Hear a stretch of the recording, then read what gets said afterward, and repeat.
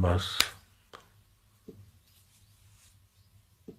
गुरु के लिए अहोभाव पूर्ण हुआ तो पूर्ण गुरु कृपा भई, पूर्ण गुरु का ज्ञान। कठिन नहीं है।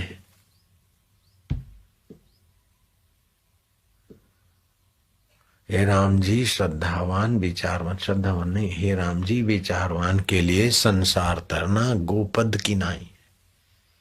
जो काम करो विचार करके करो, और विचार भी शास्त्र और संत सम्मत विचार करके करो।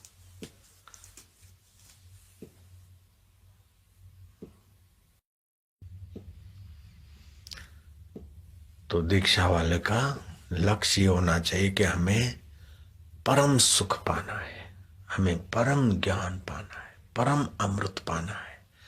और परम ज्ञान भगवान के सिवाय किसका होगा? जो सृष्टि के आदि में थे, अंत में है, अभी है, उसके सिवाय कहाँ है परम ज्ञान? बाकी के तो सब प्रकृति का ज्ञान है। परम ज्ञान तो परमात्मा का, स्वयं परमात्मा देगा। इसीलिए उसी के नाम को पुकारो। तुकाराम बोलते कि अब तुम कहाँ जाओगे विठ्ठल,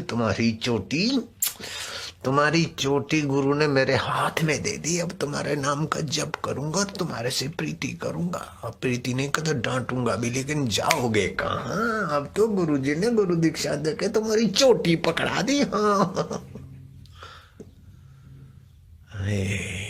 कितना सरल रास्ता है।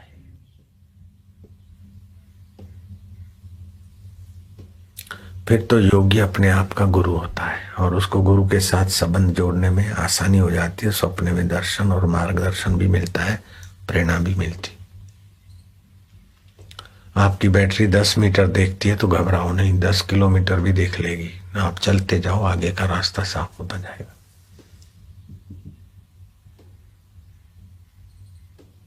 क्या कठिन है बोलो? आरोग्य, यश, सफलता और ईश्वर प्राप्ति सब एक साथ, ये वैदिक साधना है।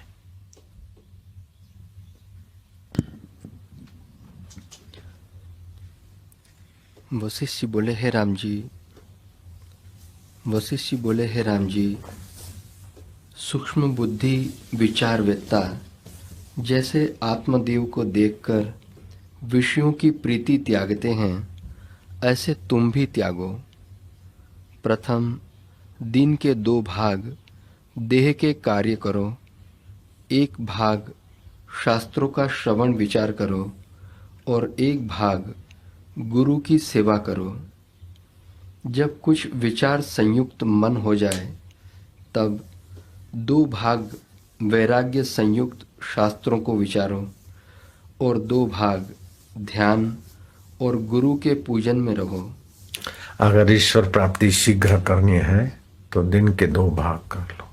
एक तो आजीविका के लिए, और बाकी का समय साधन भजन और महापुरुषों की सेवा करें। और फिर जब ईश्वर के लिए छलांग ही मारनी है तो फिर तो महाराज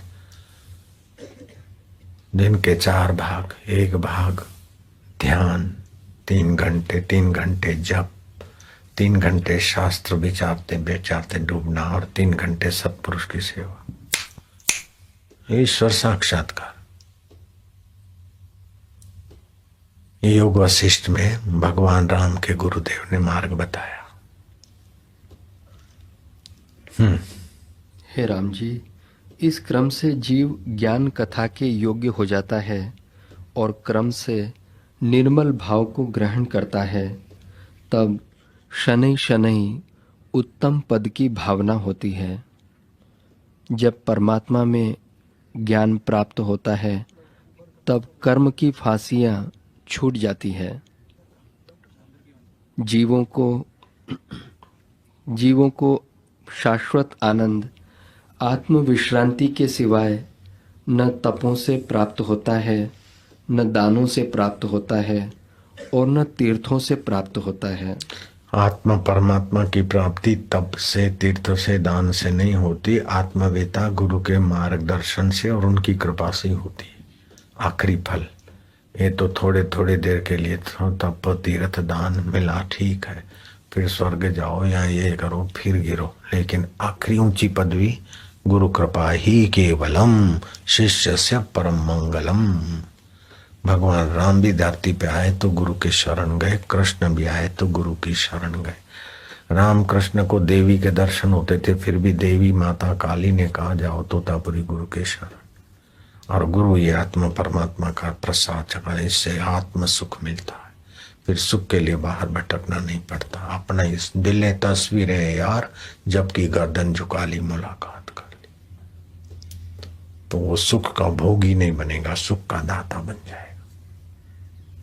उसके लिए ईश्वर दूर नहीं है, ईश्वर पराया नहीं है, और ईश्वर भविष्य में नहीं, अपना आत्मा ही ईश्वर रूप में अनुभव हो जाएगा, ब्रह्मवेता हो जाएगा। हे राम जी, जब तक आत्मज्ञान नहीं होता तब तक शास्त्रों के अनुसार आनंदित आचार में विचरो, शास्त्र के अर्थ में अभ्यास करो और मन को राग द्वेष आदि से मौन करो। हाँ, राग से प्रेरित होकर, द्वेष से प्रेरित होकर कर्म नहीं करो, वहां से अपने को जरा समेट करते। हे राम जी, जिन पुरुषों के गुण चंद्रमा के नाई शीतल हैं और सिद्ध अप्सराएं जिनका गान करती हैं, वे ही पुरुष जीते हैं और सब तो मृतकवत हैं। मरने वाले शरीर को मैं मान के क्या जी रहे, वही वास्तविक में जीना जानते, जिसने अपने हृदय में ब्रह्म परमात्मा का सुख पा लिया। जिस पुरुष का शास्त्र के अनुसार व्यवहार है और संसार दुख नष्ट हो जाता है और आयु, यश, गुण और लक्ष्मी की वृद्धि होती है, जैसे वसंत ऋतु की मंजरी प्रफुल्लित होती है, वैसे ही वह प्रफुल्लित हो जाते हैं। वो तो अंदर में गहरे प्रफुल्लता की खान होते, लेकिन उनकी मीठी नजर, उनके दो वचन, उनका कोई भी दो शब्द भी हमारे अंतःकरण को पावन और प्रफुल्लित कर देते। सतरती लोकांतार्य थी, वे तो तर जाते, लेकिन जिन पर निगाह डालते और जिनको दो वचन सुनाते, उनका मन भी विकारों पापों से थोड़ा उपराम हो जाता है और भगवत सुख में लहराने लगता है। ऐसा होता है महापुरुषों का संग। साधुनाम दर्शनम पातकनाशनम। हे राम जी, वह पुरुष मुक्ति रूप परमेश्वर हो जाता है। वो मुक्तिदाता बन जाते हैं, ब्रह्मवेता मुक्ति रूपी परमेश्वर बन जाता है। सो तो है, सो तो है।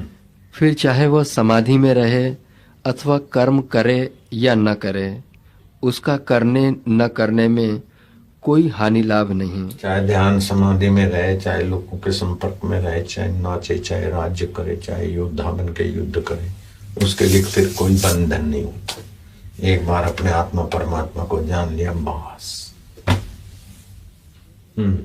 हे राम जी, वह आत्मपद त्रिलोकी के ऐश्वर्य रूपी रत्नों का भंडार है, जो त्रिलोकी के ऐश्वर्यों से भी नहीं प्राप्त होता। वह वैराग्य, विचार, अभ्यास और चित्त के स्थिर करने से प्राप्त होता है। इससे तुम परम विवेक और बुद्धि का संग लेकर जगत में विचरोगे।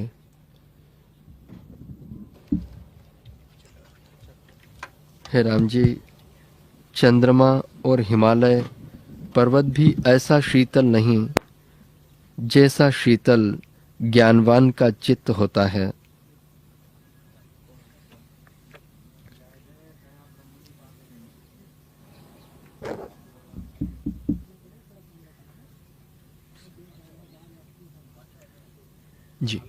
जी हे राम जी, जैसे केसरी सीप त्रिलोकी का राज्य मिलने से आनंद प्राप्त होता है, तैसे ही ज्ञानवान को आत्मा के साक्षात्कार हुए परमानंद की प्राप्ति होती है और वह परम निर्मल लक्ष्मी से शोभायमान होता है। हे राम जी, उनका चित्त सब ओर से पूर्ण हो जाता है, वह सबको पवित्र करने वाले हो जाते हैं।